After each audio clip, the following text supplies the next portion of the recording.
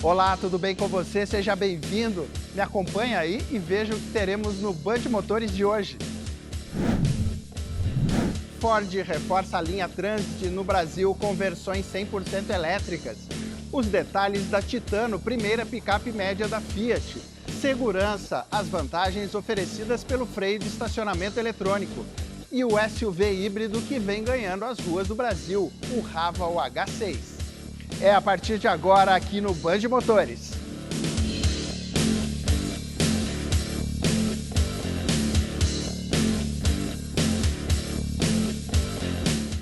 Depois de um longo período de testes com empresas parceiras aqui no Brasil, agora é para valer. A Ford colocou no mercado nacional a e-Transit em suas versões chassi cabine e furgão.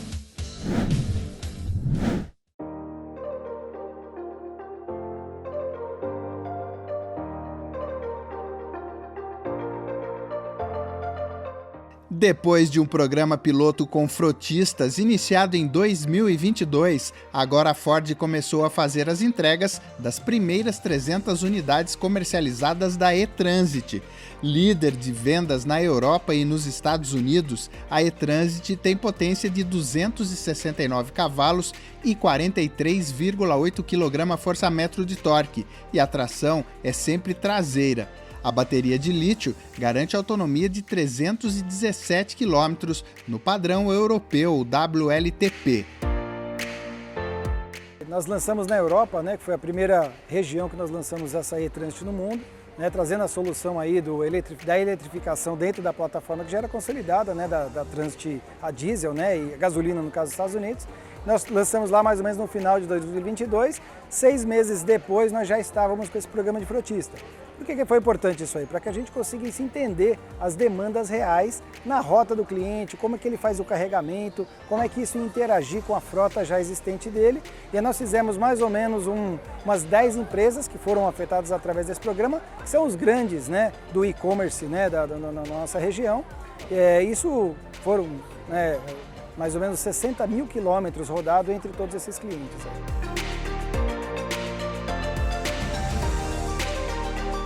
Uma das confirmações feitas durante o programa piloto foi que, diferente de quem compra um carro de passeio elétrico, o carregador portátil não é um fator de decisão para as grandes empresas frotistas, pois a maioria já conta com estruturas robustas de energia. E nesse caso, as prioridades são diferentes. E nós descobrimos que eles têm os sistemas de carregamentos, muitos estão associados com as grandes fornecedoras de energia, então isso não é um fator de decisão. O que a gente precisa é que o veículo tenha um nível de tecnologia para entregar produtividade, que ele tenha um índice de colisão menor, e aí por isso que é importante a parte de sensoriamento que a gente está trazendo. Conectividade tem sido um fator fundamental, porque a engenharia, por exemplo, junto com os serviços, tem acompanhado a jornada do cliente. Isso hoje em dia é cobrado aí fora, e no caso da Transit você recebe isso sem custo algum.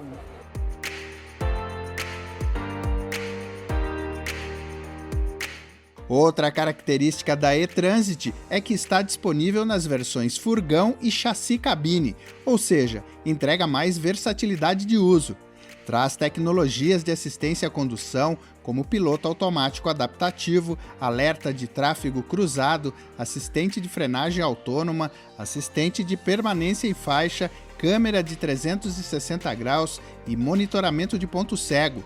E neste momento, a e-Transit é a única van elétrica disponível em nosso mercado, capaz de transportar até 15,1 metros cúbicos na versão furgão e 1.938 quilos de carga na versão chassi.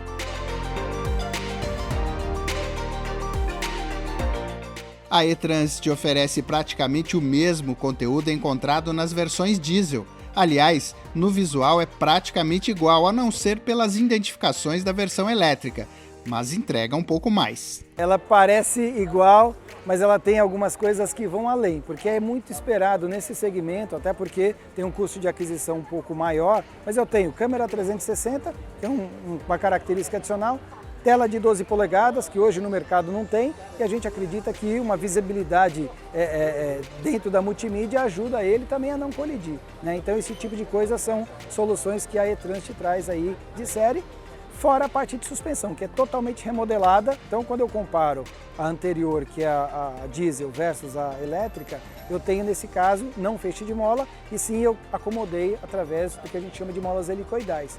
Por outro lado, esse cliente ganha conforto além do que a Transit Diesel já tinha.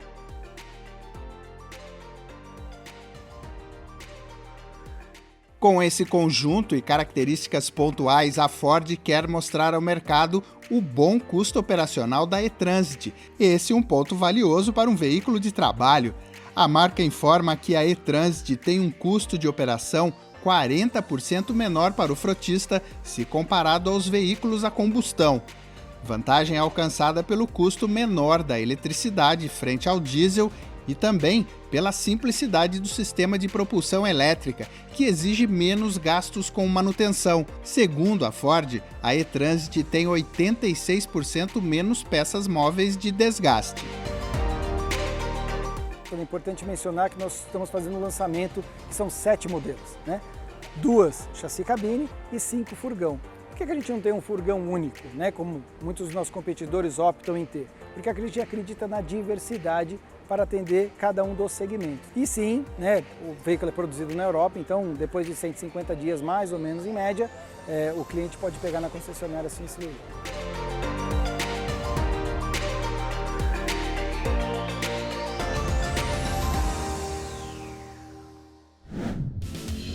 Tá aí a Ford E-Transit, que você viu aposta muito na boa relação custo-benefício de um carro voltado para entregas principalmente urbanas, né? E no caso dela, com esse diferencial, oferece espaço bem maior em relação aos seus concorrentes diretos aí 100% elétricos e que chegaram antes. Agora fazemos nosso primeiro intervalo. Já voltamos.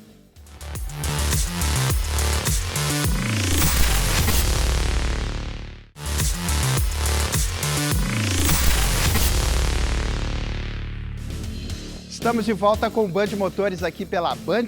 E agora eu quero te convidar para ir conhecer as minhas redes sociais. Eu também estou no YouTube com o canal pessoal, anote, Benê Gomes TV. Lá tem muito vídeo que a gente já mostrou aqui e outros exclusivos, inclusive muita dica de serviço, muita dica de manutenção para você cuidar melhor do seu carro. Anotado? Benê Gomes TV. E se quiser falar diretamente comigo, vai até o Instagram, bene.gomes.tv. Lá você vê um pouco dos bastidores aí do meu trabalho, da minha cobertura no setor automotivo e com muita coisa legal também, tá? E pode mandar um recado para mim via direct, bene.gomes.tv. Então vamos seguindo em frente agora e para falar sobre uma novidade da Fiat que chegou esse ano há pouco tempo aí e que já teve gente que pediu para eu falar novamente. É a primeira picape média da marca aqui no Brasil, no mercado mundial, né? A Titano. Veja se você ainda não conferiu.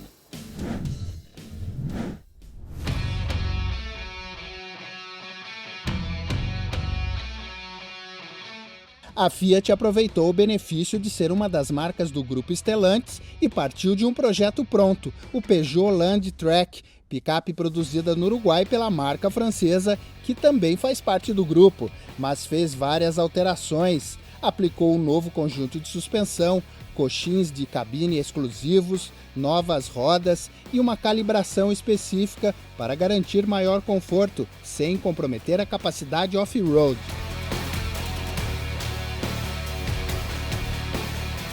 A Titano tem 3 versões, a Endurance é a mais simples, e depois 2 mais refinadas, Vulcano e Ranch. No visual frontal vale o destaque para a grade exclusiva que antecipa a nova linguagem da marca. A assinatura DRL em LED, faróis Full LED, rodas de 18 polegadas e maçanetas e retrovisores cromados. A Titano é menor que as picapes líderes desse segmento, mas tem bom entre-eixos e também boa capacidade de carga, de 1.020 quilos, o que a deixa em linha com a concorrência. Bom também é o espaço para volumes na caçamba, 1.314 litros.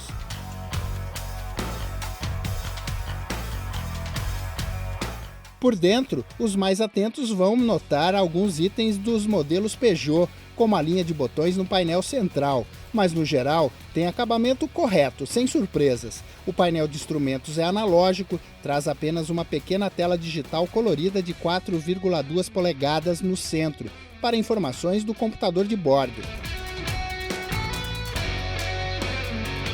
O sistema multimídia entrega boa conectividade numa tela de 10 polegadas com Apple CarPlay e Android Auto e navegador próprio. Os bancos são revestidos em couro e os dianteiros possuem ajuste elétrico. Legal é que os bancos traseiros são modulares e podem ser rebatidos para carregar até 100 kg atrás da segunda fileira. Para ajudar nas manobras, oferece câmera 360 graus off-road.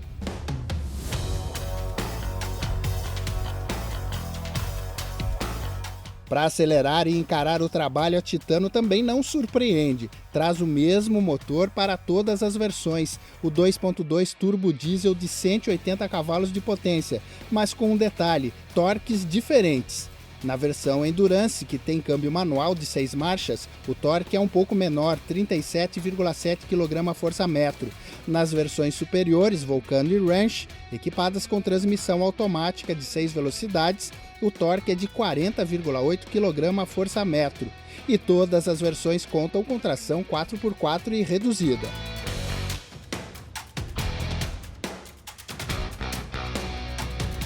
Modelo escolhido para a estreia da Fiat no disputado segmento das picapes médias, a Titano recebeu ainda preços bem convidativos. Agora é ver se o comprador de uma picape média no Brasil vai confiar na Titano, assim como confia nas tradicionais Toyota Hilux, Ford Ranger ou Chevrolet S10.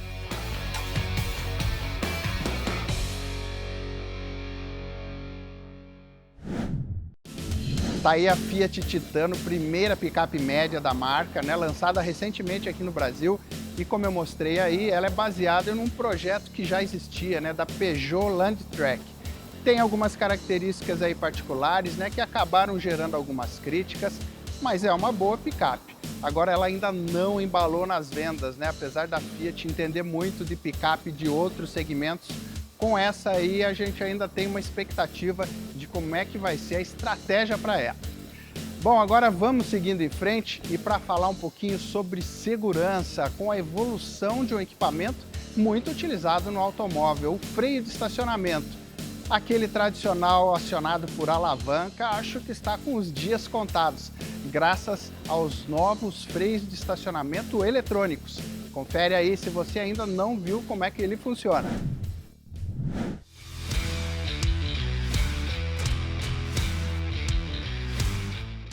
O tradicional freio de estacionamento acionado por alavanca, um dispositivo que praticamente não mudou desde sua invenção, está com os dias contados. Com tanta evolução tecnológica e eletrônica aplicadas aos carros, era natural que o freio de estacionamento também ganhasse um acionamento eletrônico. O EPB, do inglês Electronic Parking Brake, já deixou de ser novidade nos carros comercializados no Brasil, inclusive porque tem produção 100% nacional. Sim, a ZF desde 2002 já fornece o EPB feito aqui no Brasil, local. Nós nacionalizamos produtos que as montadoras tinham que importar dos mercados do México ou da Europa. E aí a gente trouxe para cá exatamente a mesma tecnologia. Nós trabalhamos com a última geração de freio de EPBs da ZF aqui no Brasil. Isso é muito interessante porque, além de fortalecer a indústria nacional, a gente também fomenta conhecimento no Brasil.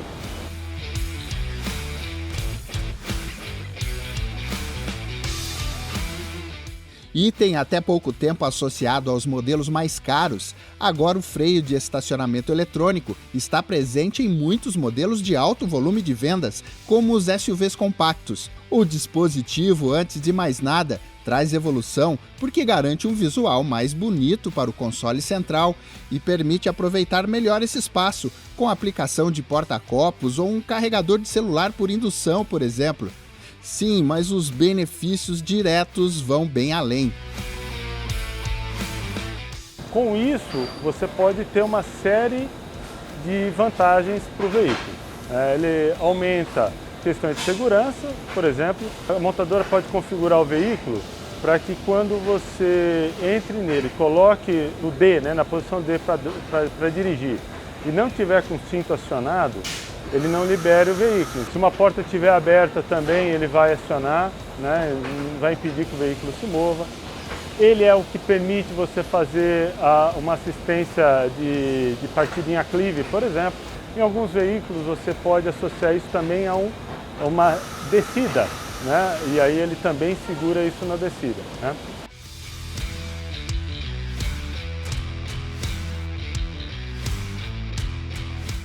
E é só tranquilidade, porque o acionamento é automático, sem interferência direta, a não ser que o motorista realmente queira acionar o freio manualmente, o que é feito por um simples toque no botão.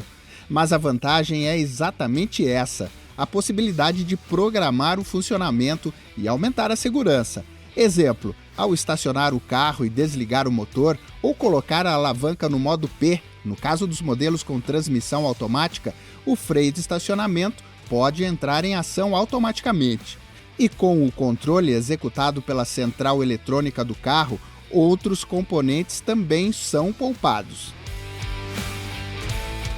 Bom, a vida útil de uma pastilha traseira, né, quando você usa no EPB, por exemplo, ela tende a ser um pouco maior. Por quê? Porque você reduz um pouco o torque residual que tem quando você aciona o freio manual, né? O sistema fica lendo constantemente se está freando na medida certa ou não. Ele se autorregula em termos de pressão exercida no freio ao longo do tempo que a pastilha vai se desgastando, né? Então você reduz um pouquinho a pressão que se faz quanto disso. É pressão suficiente para manter o veículo estacionado. Então quando você vai sair com o veículo, ela simplesmente solta, ela não atrita. Então isso traz um pouco mais de longevidade para a pastilha.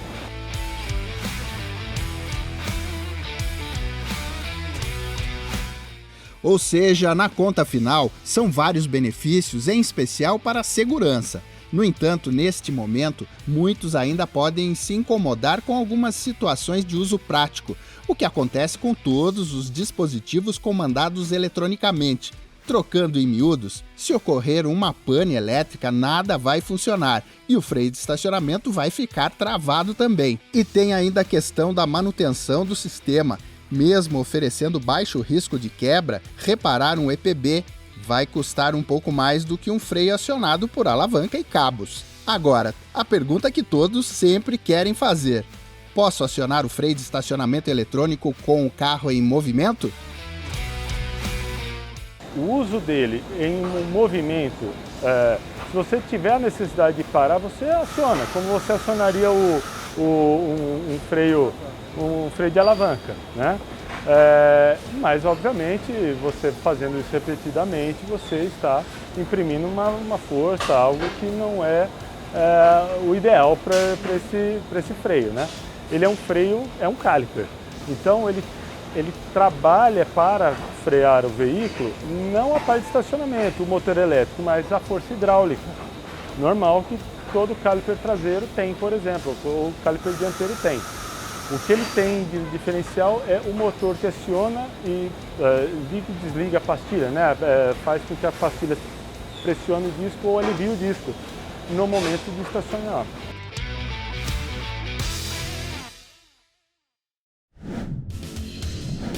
Olha, o freio de estacionamento com acionamento eletrônico foi muito falado aí, né, durante o ano passado e também agora com o lançamento da linha 2025 do Corolla Cross, um bom exemplo, que ainda usava um freio de estacionamento tradicional e pior, né, com pedal. Mas você viu o quanto esse novo dispositivo agregou em segurança para os nossos carros. Agora fazemos um rápido intervalo, já voltamos.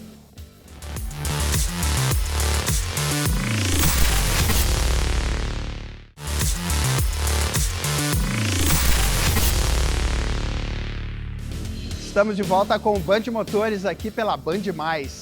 Olha, você que acompanha o setor automotivo sabe que do ano passado para cá, os veículos com propulsão híbrida ganharam muita força aqui no Brasil, impulsionados principalmente pela chegada dos modelos chineses. Hoje eu volto a falar de um aí que é uma grande referência no mercado nacional atualmente, o GWM Haval H6. Se você ainda não prestou atenção nele, é a sua chance, confere.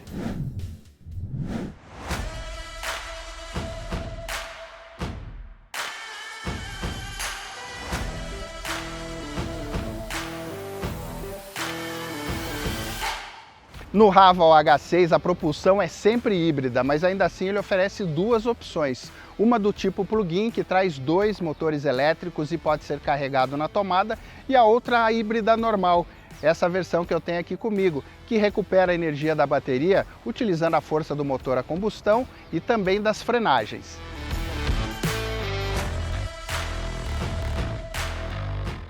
O primeiro ponto a ser observado aqui no Haval H6 é o tamanho dele. Para você ter uma referência, ele é maior que o Jeep Compass e que o Toyota Corolla Cross, que são as duas grandes referências hoje no segmento dos SUVs médios. Só de comprimento ele tem 4,72 metros e um bom entre-eixos de 2,74 metros. E diferente dos primeiros modelos chineses que chegaram ao Brasil, é um carro bonito e elegante. A marca se preocupou em evitar, por exemplo, os cromados que não agradam aqui.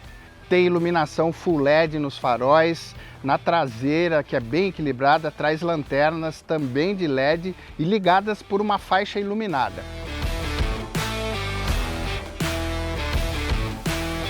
E se do lado de fora o H6 é elegante, bonito, a expectativa é encontrar o mesmo padrão aqui dentro.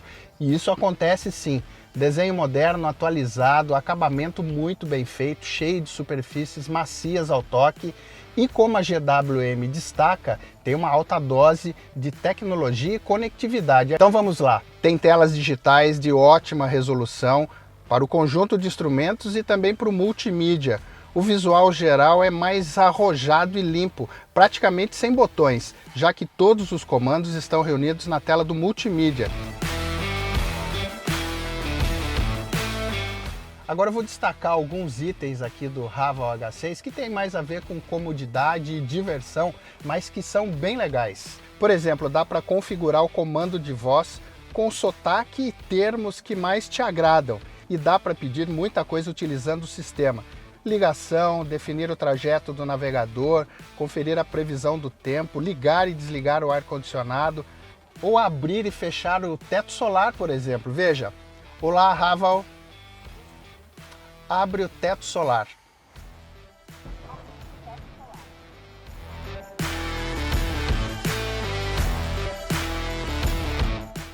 E o H6, como é de se esperar também, capricha no pacote de segurança. Bom exemplo é que ele traz o ADAS, o pacote ADAS nível 2, com todos aqueles recursos de assistência à condução. E olha, bem calibrados aqui para o Brasil, funcionam muito bem, vale o elogio. E ele oferece ainda o já bem conhecido sistema Park Assist de estacionamento automático, só que também em nível avançado. Além de reconhecer as vagas paralelas de 45 e 90 graus, ele estaciona o carro sozinho mesmo. Você, como motorista, não faz nada, não precisa cuidar do freio nem do acelerador, ou seja, é só ficar observando.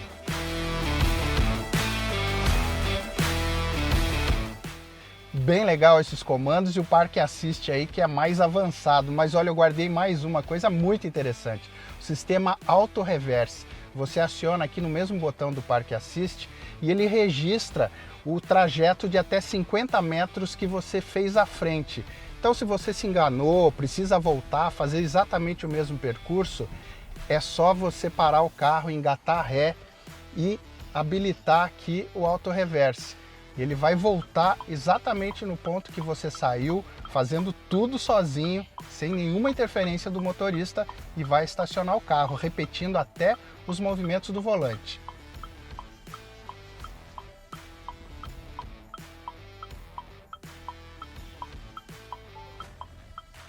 Chegando ao ponto final. Perfeito. Bom, conferido aí todo o pacote de tecnologia e sofisticação do H6, eu preciso falar, da aposta da GWM no sistema de propulsão híbrida como a melhor ferramenta, na opinião dela, para entrega de eficiência energética, redução de emissões de poluentes, redução de consumo de combustível. Agora aqui o propósito é diferente, a prioridade é utilizar um motor elétrico. Nesse caso aqui, que é a versão com propulsão híbrida tradicional, ele está equipado com um motor 1.5 turbo a gasolina de injeção direta de combustível e outro motor elétrico dianteiro. Só que a diferença é o seguinte, o sistema prioriza aqui o uso do motor elétrico. Então nessa condição, na cidade, você praticamente esquece que tem um motor a combustão. Ele só entra em ação mesmo em velocidades acima dos 50 km por hora ou quando a bateria está muito baixa, e ainda assim trabalha junto com o motor elétrico para priorizar aí o trabalho conjunto e evitar o gasto de combustível.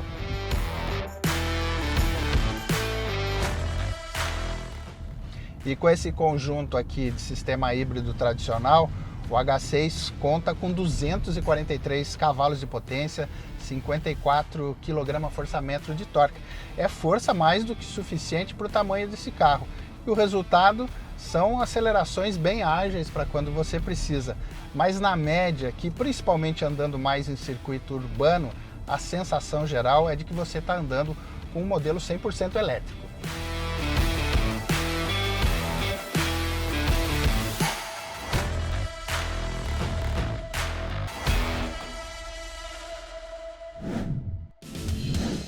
Tá aí o GWM Raval H6, como eu mostrei, é um carro bem elegante, bastante tecnológico e deu para entender o porquê aí do sucesso dele em nosso mercado.